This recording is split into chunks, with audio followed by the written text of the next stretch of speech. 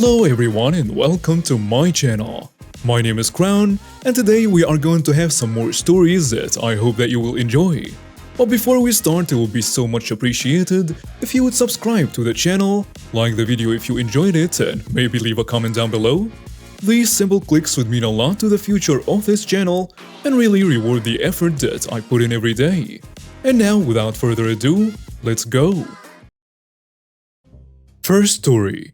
Teacher told me to remove my band-aids because they are unsightly, so I showed her unsightly. Preface. I'm not self-harming myself. I'm just a very clumsy person with a high pain tolerance who works with sharp objects. I also wear these bandages to keep me from scratching at them because I have no self-control. The story. I injure myself a lot. Falling downstairs, bumping into a wall, getting a face full of the door at work.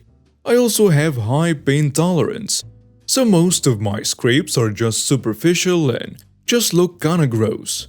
So I cover them with something. Band-aids, medical tape, a tissue, and tape. And this is where our cumulative issues begin. My nervous habit is to pick at my nails, to the point that they will bleed. To counteract this, I put pieces of medical tape around my nails and fingers, so I almost constantly have tape around my fingers. I do Science Olympiad. This event requires me to cut pieces of wood with a saw or box cutter. And not being the master of fine motor skills, I do eventually slip up, so I slap another band-aid on that. Finally, I do theater. The scenes we do are kinda rough. I'm in multiple fight scenes, and we do it on crappy office carpet, so many carpet burns on elbows and knees. A few months ago, we switched schedules and I had to go to my Bible class. Now, this teacher is in no way the best, but she's tolerable. So we have little old me walking into class with at least 5 or 10 band-aids. Still on nerve from a presentation before and now getting stares from the teacher. My classmates were chill with all the band-aids at this point and there are no additional issues. While we are doing the worksheet, the teacher comes over and says, "May we talk after class?" And my obedient little self says, "Sure."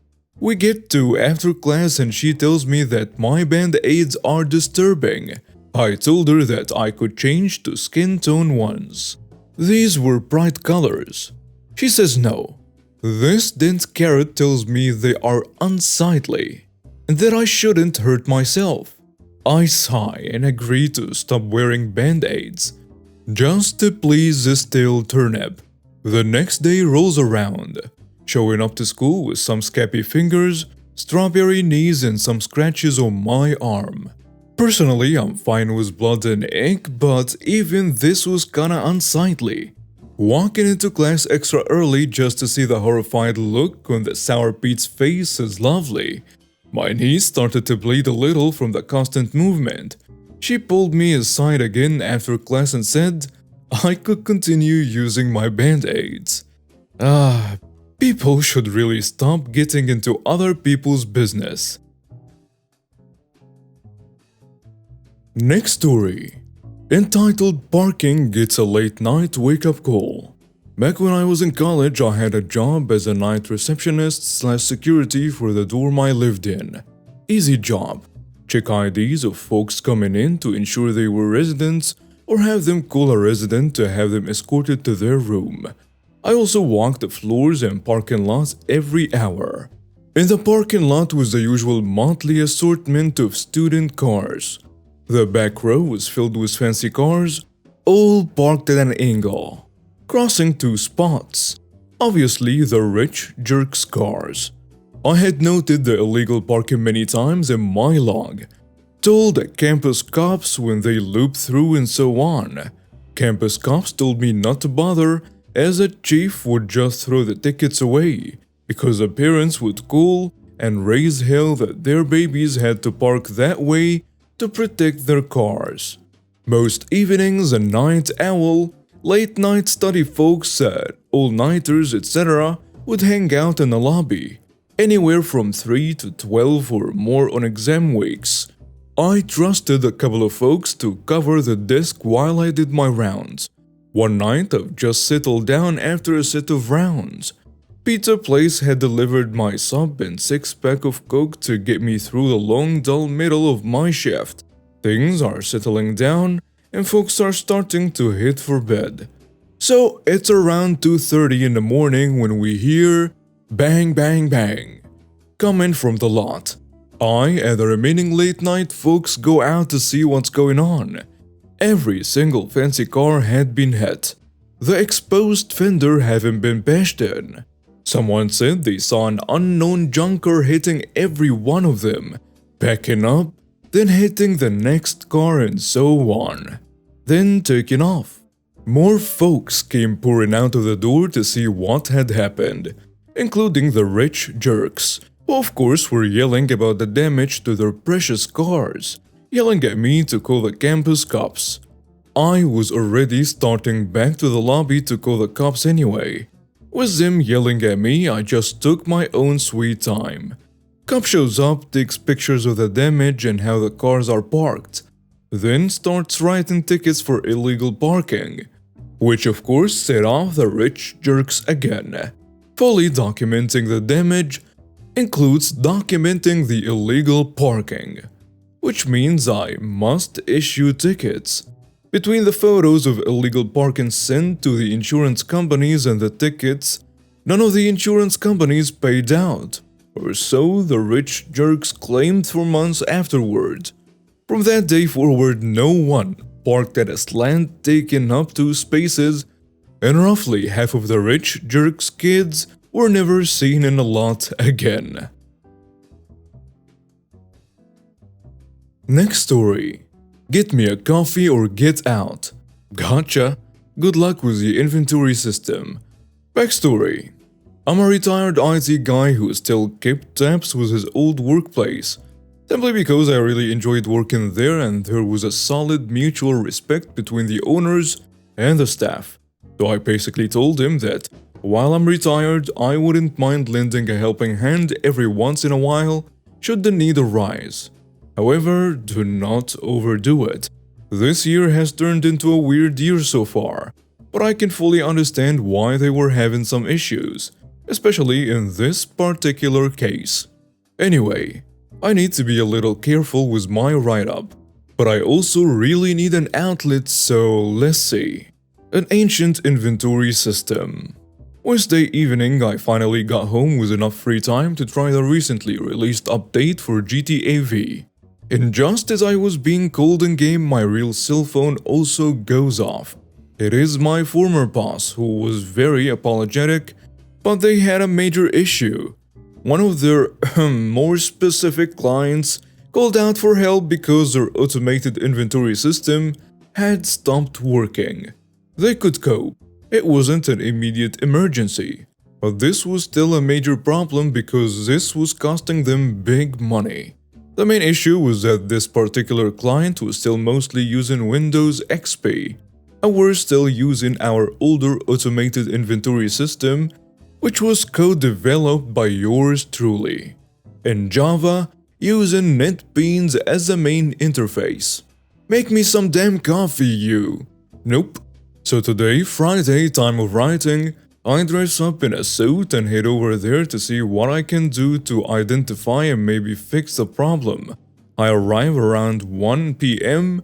No way in heck that I'm going to give up my morning sleep over this, and I'm greeted by the manager.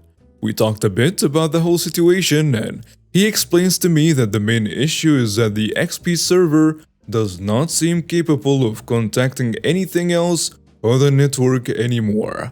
I get to work and see that the computer itself is still working, but it would seem that the network card has finally given out. This is a bit of an issue because modern cards do not provide Windows XP support, nor would they even fit anymore. The good part, however, is that we can still extract data from all of this. And while I'm looking over the small office, an idea dawns on me. Because I still had some more research and work to do, I figured I'd put in my earbuds and ask Pixabay, Samsung's personal digital assistant, to my phone. I thought I'd ask her to call my office, all the while making sure that I had my phone on full display out in the open so that it would be obvious to anyone that I was on call, and not going insane talking to myself. It got even a bit funny when one of the friendly secretaries asked me if I wanted something to drink. So then I had to back switch a bit and try not to laugh when my colleague asked me in the background to tell her that he wouldn't mind a coffee himself. My plan was simple: extract all the customized macros we had made, and then maybe we could port all that onto one of our computer servers, allowing the client to use the whole platform through a web interface. The main concern would be to move the database, but we've been using PostgreSQL from the get-go, so I didn't see many issues there, leaving only the translation of the macros and some custom Java code towards C#. Sure, this would involve costs, but maybe we could sell this idea by allowing more people to access the interface. In the current situation, this was limited, a strict client-server setup. So here I was, in front of a somewhat disassembled computer, earbuds in and talking back and forth while my phone was lying on the table next to me. Context: I'm the only one wearing a suit around here, and I cannot help being certain that this is what started the whole thing. My talk with the boss had just ended, and I decided I'd keep my buds in for now. Also because I had a radio app still open on my phone, which responded the moment I touched my right bud. Note, I did make sure not to overdo it. It was background music at best. I could hear everything around me. Enters the entitled CEO. Next moment, someone also wearing a suit enters the room and he's immediately greeted by the manager, who also showed me around. It was also at this time when I found a USB stick which actually worked on this PC. Great. This will help to make a most recent update. So I fire up CMD and make sure the database is shut down. Once I'm sure, I start a copy process on the same command line environment. Then I suddenly hear it. "Hey you, support guy, get me a coffee." I look up and see the guy who looked to be in his 30s look at me with expectation. The manager, immediately seeming to realize what is going on, responds, "I'll get you a coffee right away, sir." But he stopped. "No, I want him to do it." The guy goes, "Sorry, can't help you. I'm busy and don't work here." I responded, "What? I said give me a coffee now." The guy retorts with an obvious smug look on his face. It was then when I knew this was not going to end well. And know what? I couldn't care less either. Not my job. Why not get it yourself? I respond while also starting to round a few things up. I was definitely going to push this, but I wasn't going to blow up the whole project over it either. As I expected, he says, "I'm your boss. When I say that I want you to make me a coffee, you make me a coffee, understand?" The idiot even slapped the table to get his point across. Okay then, game on. You're not my boss, so go get your damn coffee yourself. I tell him while also giving more priority to the CMD process in order to, hopefully, speed up the copy process a bit. The guy obviously did not appreciate someone talking back to him like this. The manager tried to intervene, but after a bit more talking back and forth, I was told, "I am the boss around here. You stupid idiot, either give me a coffee or piss off and get the hell out of my company." Suits me just fine. Can I get your signature on that? That you demand me to leave? I ask while handing out my worksheet paper, and for sure, idiot, he tells me when signing. I immediately secured the document and packed up my stuff. Thank you, good luck with your broken inventory system, and have a great weekend. I tell him while I put on my coat. Wait, what? He goes, "It's what I've been trying to explain." The manager goes, "He's a contractor who is, at this time, I make my way towards the elevator." Was fixing our inventory system. The company told me he's the only one who still knows. The door to the office room closes and that was all I heard. I get onto the elevator and much to my surprise I'm met with a red out-of-press CEO who is looking very apologetic as soon as I exit. The moment I see him I tell him, "You'll have to make a new appointment." He starts down talking the whole thing without even bothering to say the magic word. Seriously, had he apologized then and there? But nope. So I reach the exit, turn around to face him and tell him once again, "Sorry, this idiot is going to do exactly what you wanted me to do. Not my problem that you're too stupid to make your own coffee." And with that, I left. Outside, I immediately called the boss who was in full support of my decision and action. I was a bit worried about that part to be honest, and he agreed. They can make a new appointment. An update to this story could be uploaded later. And now we have reached the end of today's stories. Thank you for watching and see you next time.